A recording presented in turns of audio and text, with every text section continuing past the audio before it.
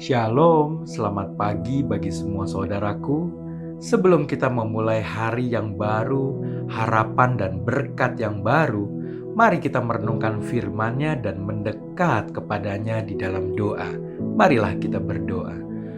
Bapa yang baik, ya Tuhan Allah kami, Bapa yang berada di sorga, pencipta segala sesuatu, kami naikkan pujian, syukur dan terima kasih kepadamu di pagi hari ini atas penyertaan, perlindungan dan kasih setiamu sepanjang hidup kami.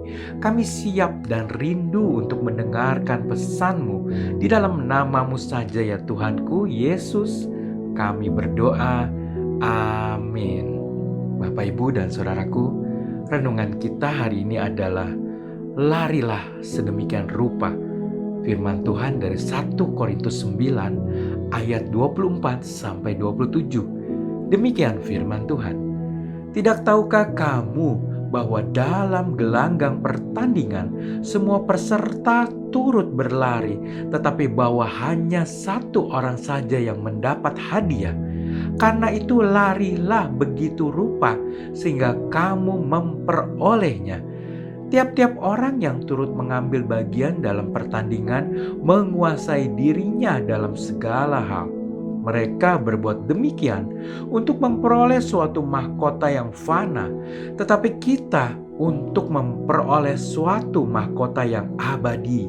Sebab itu aku tidak berlari tanpa tujuan dan aku bukan petinju yang sembarangan saja memukul, tetapi aku melatih tubuhku dan menguasainya seluruhnya supaya sesudah memberitakan Injil kepada orang lain, jangan aku sendiri ditolak.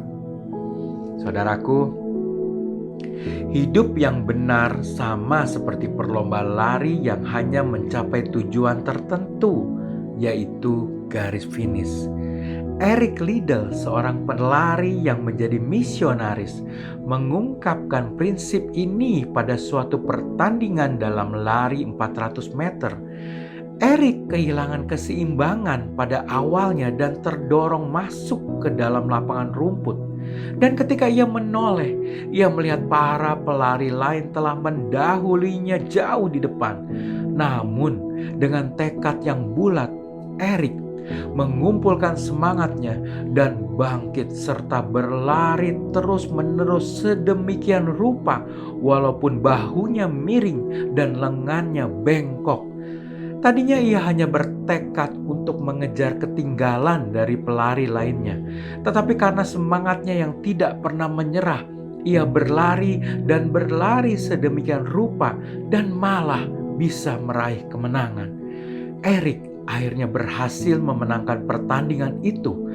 Semangat seperti inilah yang dimiliki oleh Rasul Paulus dalam pelayanannya.